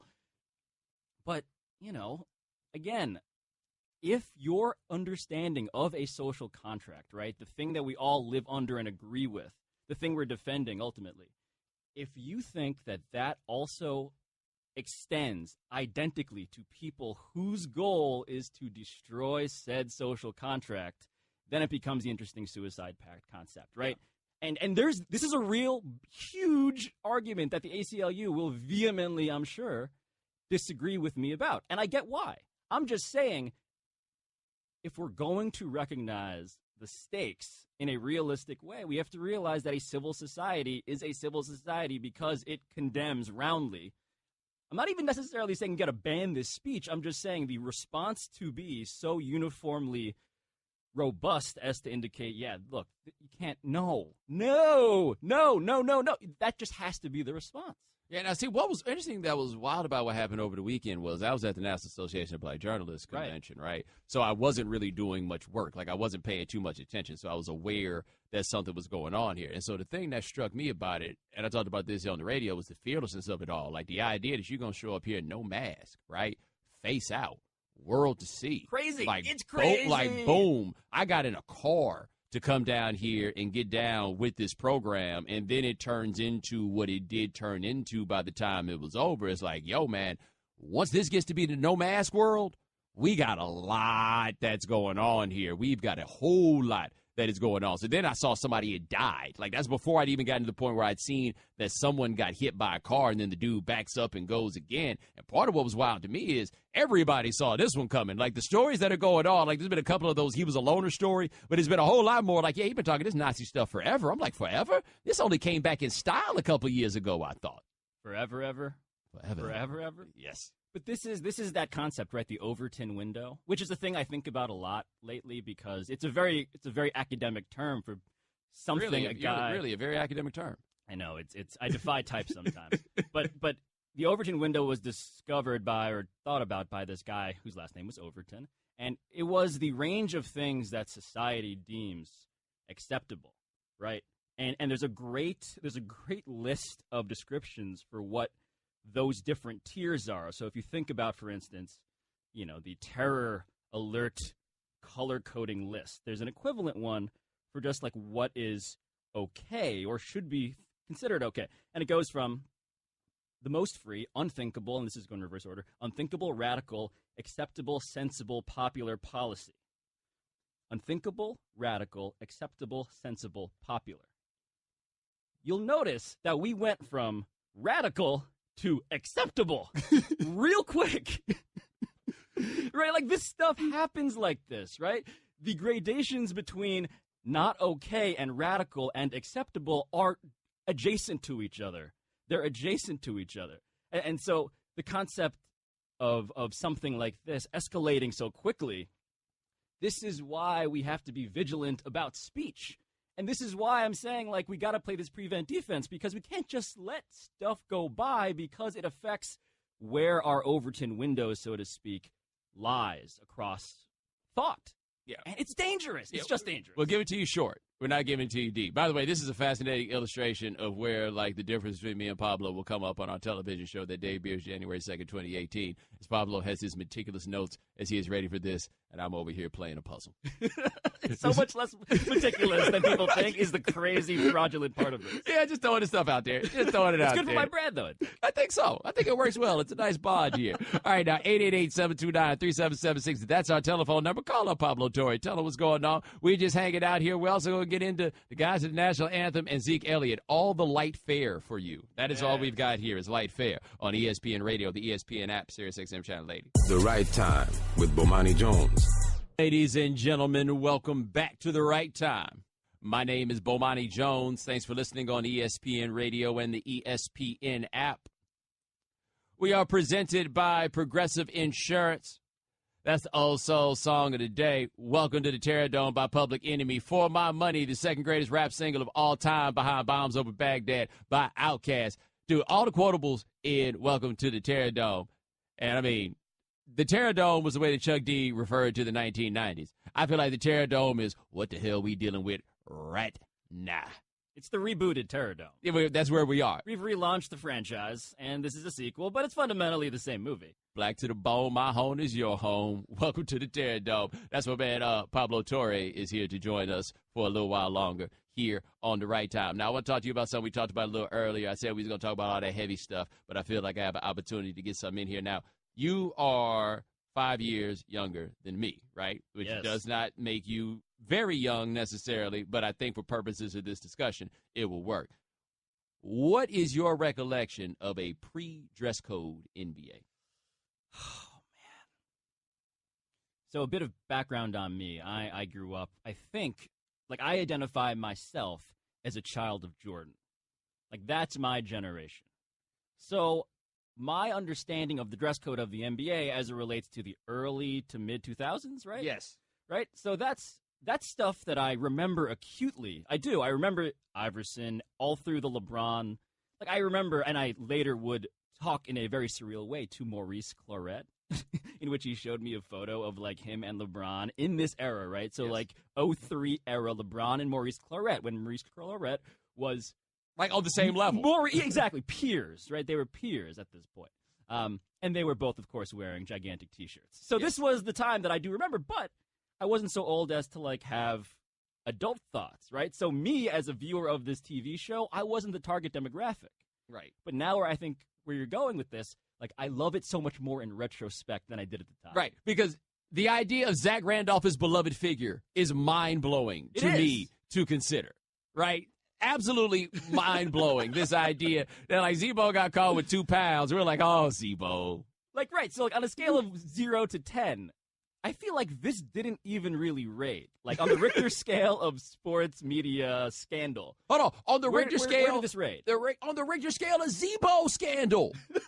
Forget about the whole thing. Just the range of Zebos. We were talking about this earlier, where there was a whole movement to get the Zebos out the league. And one Zebo has held on, and we love that Zebo. We absolutely love Zach Randolph. Now, also, I think it's interesting, and you are a magazine writer, so you tell me what you think about this. Mm-hmm. Zach Randolph he has a career, a life, and just basically his constitution is very conducive to great magazine features, right? People wind up getting into Zach Randolph's story, and they wind up being touched by the depth and the layers to it. Tom Izzo said that, he'd always been opposed to players leaving school early or, the one-and-done thing until he recruited Zach Randolph. And he said he went and saw Zach Randolph, and he saw the level of poverty and was like, okay, get the hell out of here as soon as possible. And now, again, 16-year veteran Zach Randolph gets busted with 2 pounds, and we're just like, oh, man, Zebo be a Zebo. He's the last samurai. Yes. He is wandering the earth with a particular code of honor and a blade and possibly pounds of marijuana. Yes. And is living his life in a way that has otherwise been eradicated. I mean, this is, again, you have not seen Star Wars, but this is the story of the Jedi. He is the last guy standing for his religion. And I will point out that, on the Zach Randolph scale of things, we've seen more and worse from Zach Randolph. Yeah, we're talking to Pablo Torre of ESPN Magazine here on the Right Time. Now, in the course of this discussion, it dawned on me. Here is a line of demarcation that we can draw on these eras, right, of players and everything else. You tell me what you think about this as the line. Did you appear on an episode of MTV Cribs?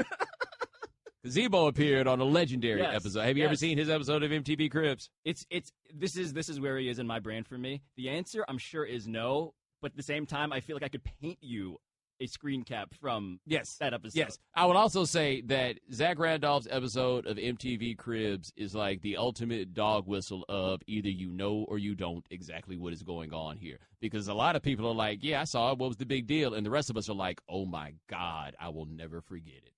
I think you're on number one. So give me the most searing memory from this episode. The decor. Now, the decor. How decorative was the decor? Very. The decor. Now we're talking wall hangings? How many different times have I said the decor? That should be making it clear to you that all we're going to do is call it the decor, right? The decor. And we love Zach Randolph. And Zach Randolph went to Memphis. Memphis is a town that loves Zach Randolph because he is so Memphis. I remember he went there, and I saw Jerry Stackhouse the day that he got traded. I think he got traded to the Grizzlies. And I was like, yo, man, what you think about Zebo? And he was like, I hear Zebo got family down there. I was like, oh, okay. And then I was like, ooh, is that good or bad? And then little did we know, 8 or 9 years later, it would turn into Zach Randolph being like this cuddly, soon to have his jersey retired, donating money to pay people's bills at the end of the month, Zach Randolph.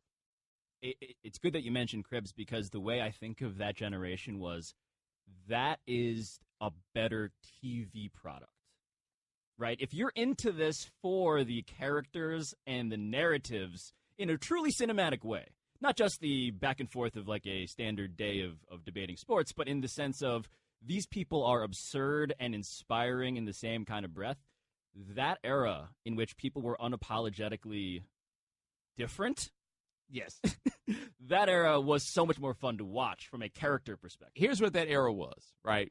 And this is, I've never done any real scientific testing of it, not even a legitimate level of qualitative research, right? But this is what that era was.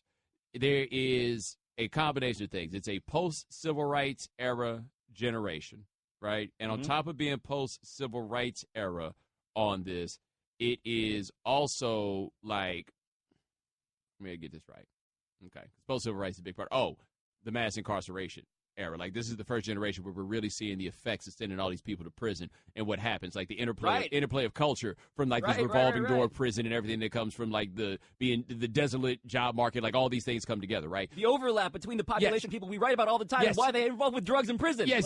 We have these two things coming together. But here's what that era had that is kind of hard to explain to people. That was a very interesting period in time where people wanted to get rich, but that's it, right? Like, it wasn't as though, like, I want to get this money, and now I'm going to start wearing fancy suits, and now I'm going to start going to the opera. Incorrect. I like how I dress. I like the people I hang out with. I am going to get rich, and I am going to wear gaudy jewelry with this same white T-shirt that I would have been wearing all the same, because I am not trying to be anybody other than who I am right now, because I feel like coming out of the civil rights era, there was a certain level of optimism of where you could go, and then the mass incarceration then puts a wall, like a boom ceiling on that. We're like, okay, maybe you can't go that far, right? Like, maybe your dreams can't be that. So they figured out, okay, the worst thing about being poor is being poor. Right? The worst part about being poor is not having money. I now have money. Problem solved. I don't want to wear no suit. And that's how you wind up with all those people in that time.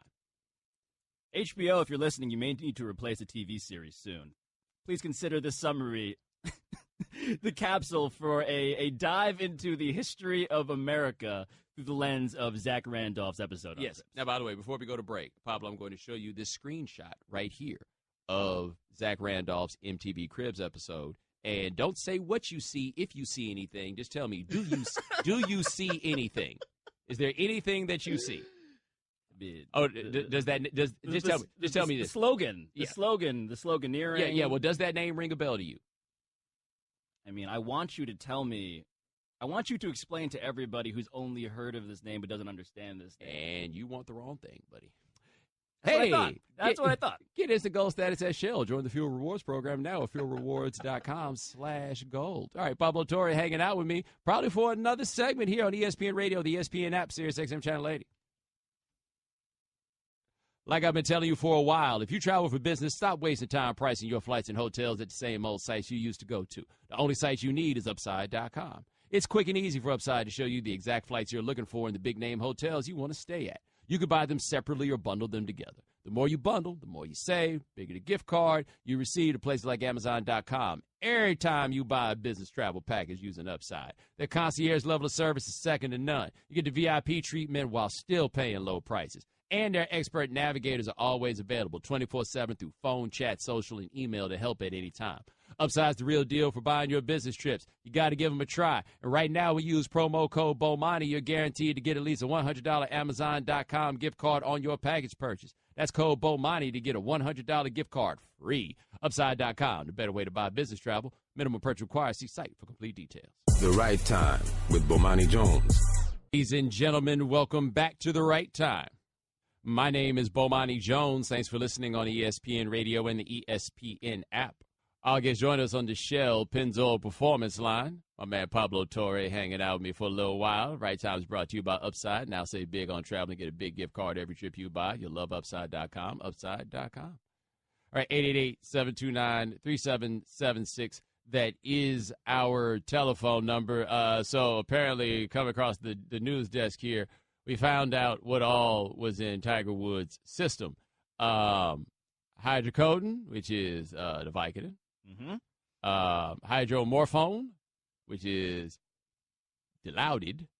Oh, wait, is that Dilaudid? Dilaudid. I don't know. I would assume you don't know the band The Mountain Goats, but they have a song, I believe, that's about this. It's of a wavelength that is extreme. Yeah. And I believe it's kind of one of those tranquilized. Well, hold on. I'm not done.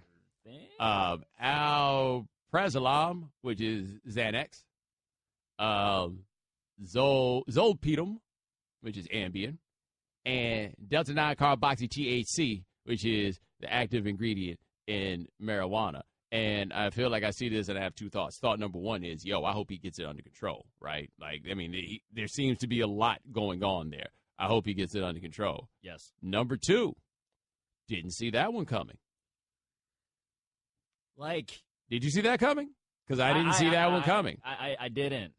I feel like maybe his, I don't know, like does the sunglasses he likes to wear, those like goggle ones, should that have been a warning sign or not? It's a good question, but I did not see that. Didn't see it coming either. No, not at all. No, did not. And we want to be clear, we don't know if he had prescriptions and that medical marijuana is legal in Florida. But again, did not see that coming. Like, Tiger is, like, but this all kind of fits into the story of Tiger Woods as a guy who is trying to numb himself. Yes. That seems to be the unifying characteristic of that long and multisyllabic list that you just read. Yes, it is. He's in pain. It is what it seems like. It is. Much to my surprise, that is the part that you're focusing on, as I keep going back to did not see that coming.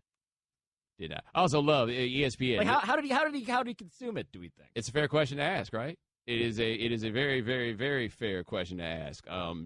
What are his means of acquisition on all of these things? And shout out to ESPN, by the way, for running through, because they got the scientific names for all of these things, and they even put in, like, I think somebody at the desk was like, okay, we have to explain it's hydrocodone because you just, don't want to give away Vicodin, and, right? There's all kinds. You got to explain it's hydromorphone, and then they get to the weed, and they're like, all right, put that down there, too.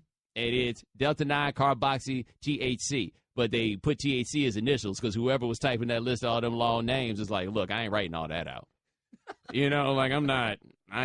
They get it. Yeah. They'll get it. Yeah, I'm not writing all that out at all. But yeah, dude, I hope my man gets it straight. Like that's just, I guess whenever people get busted for DUIs, I don't really moralize on DUI in the way that other people do, in large part because I'm like, okay, so what you're telling me is you have consumed this substance that impairs your judgment, and then you did something that was a bad idea. I see how it happens, right? Like, yes, you should certainly be more responsible, but I don't stand on my chair about that one in the ways that I feel like a lot of other people do. Like, I just don't. So often when I see this, I'm like, man, I just hope you're all right. And with Tiger, I'm like, it seems pretty clear that you are not all right. Because there is some standing on a chair to do here if we wanted to do it, and I don't think we necessarily should, because I don't think right now people are like dying for the take that says marijuana is very, very different than alcohol in terms of driving impairment as a concept, right? For instance, I don't think people want to hear that right now because especially it is mixed in this case in a cocktail of other very dangerous things. But yeah, I mean, this is a gradation of seriousness. Yes. Well, I think it also, to a degree, I think when people see stuff like this is the moment when you realize that a lot of the hand-wringing about marijuana is way overwrought, right? Because I run through all of these things, and I tell you that he's dealing with the one that we're not looking at is the big problem, is the one that is the least legal, right? Like the other ones are the ones that have us like, whoa, man, I hope you're doing okay. Mm-hmm. The last one was like, let me find out.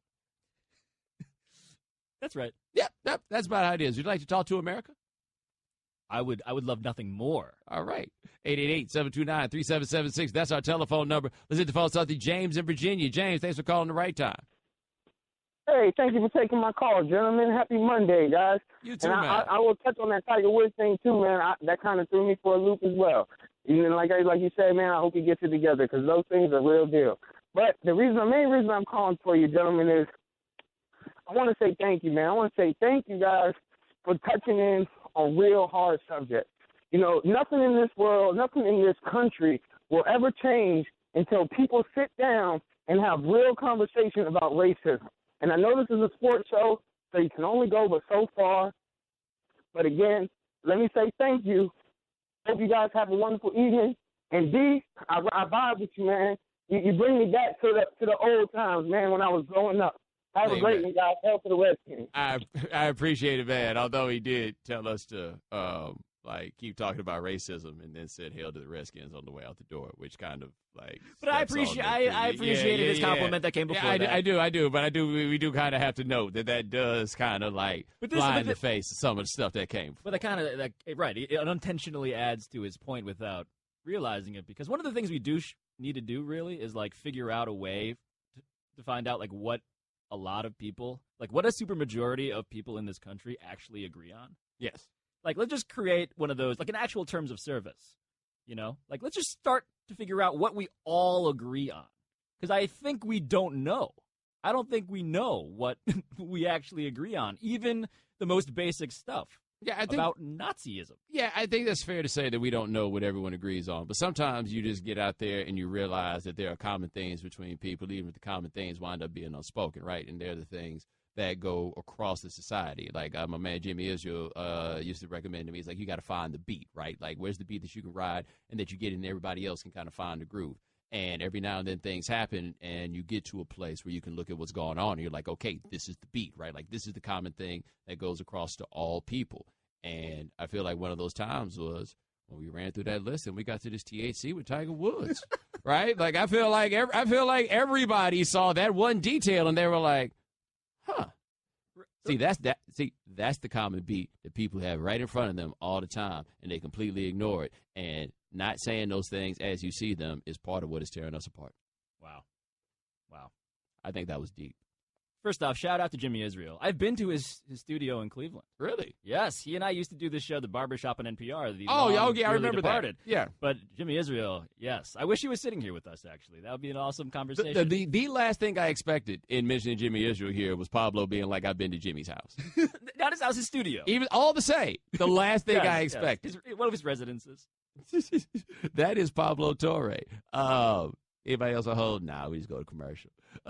888-729-3776. That's our telephone number. Coming up next, we still got questions about what's going on with Zeke Elliott. We'll catch you up on that and what you haven't heard on ESPN Radio, the ESPN app, Sirius XM Channel 80. The Right Time with Bomani Jones. Ladies and gentlemen, welcome back to The Right Time. My name is Bomani Jones. Thanks for listening on ESPN Radio and the ESPN app. Our guest join us on the Shell Pennzoil Performance Line. That's Pablo Torre of ESPN, who's like still hanging out here, so I guess I jumped the gun a little bit on that. I have nowhere else to go. There we go. Thanks to Dan Graziano of ESPN for joining us in the 5 o'clock Eastern Hour. Thanks to Robert Klemko of MMQB.com for joining us in the 4 o'clock Eastern Hour. Remember, if you miss anything live, check out the Right Time podcast, available on the ESPN app. Hey, hold up, Shannon. This is Jordan Rogers.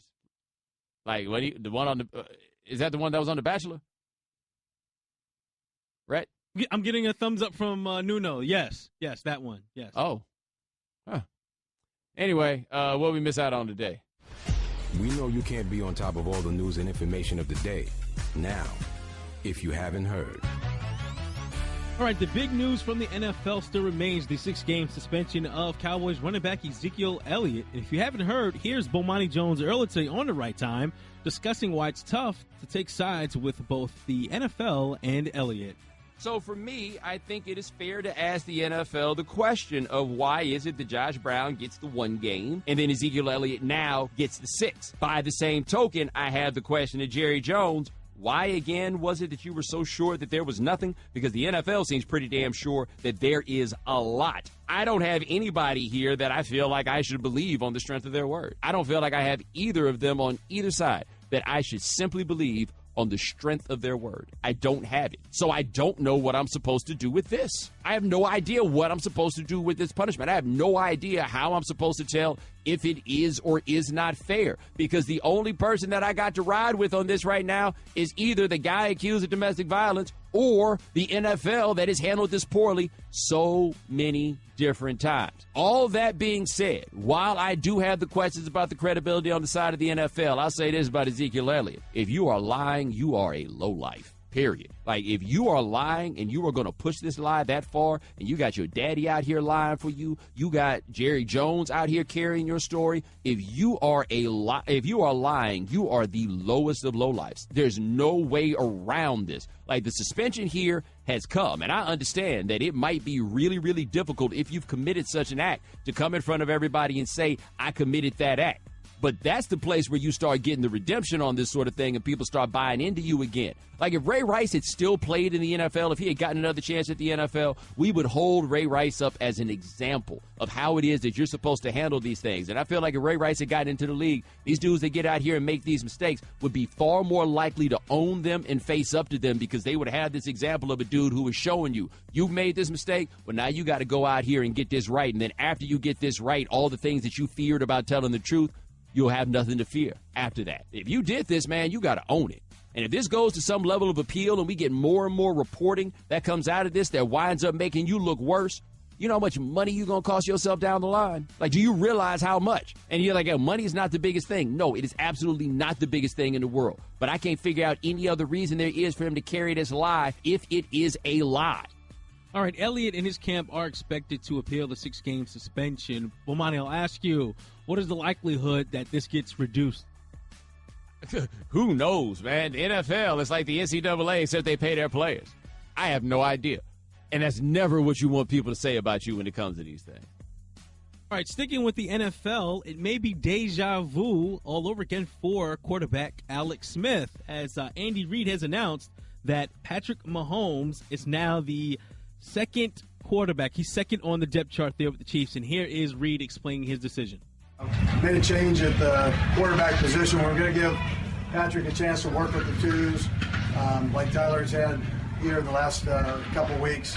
It's not because of Tyler's performance in the game. I thought he actually played very well, but it gives Patrick, and Patrick did a nice job too, so it gives him an opportunity to step up and work with that second group and see what he can do there. Is Andy Reid setting himself up for an unnecessary quarterback controversy? No, I think what he's doing is putting Mahomes at that level so he can see what it looks like, and then I think Mahomes is probably going to play himself right back to third string. I'll be shocked if he sees the field at all this year. He just doesn't appear to be ready to play in the NFL.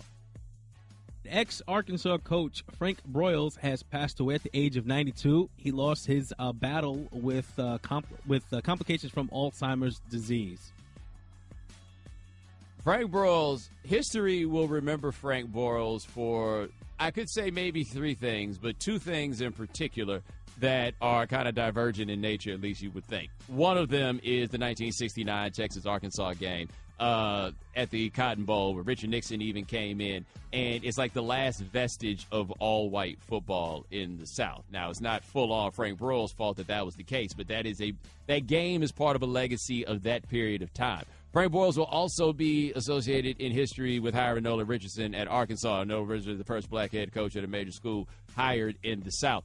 That there was a really, really, really, really, really big deal. Now, of course, things with Frank and Nolan soured as things went on. The moral of the story on that one, as I bring it up here, doesn't always have to be a hero.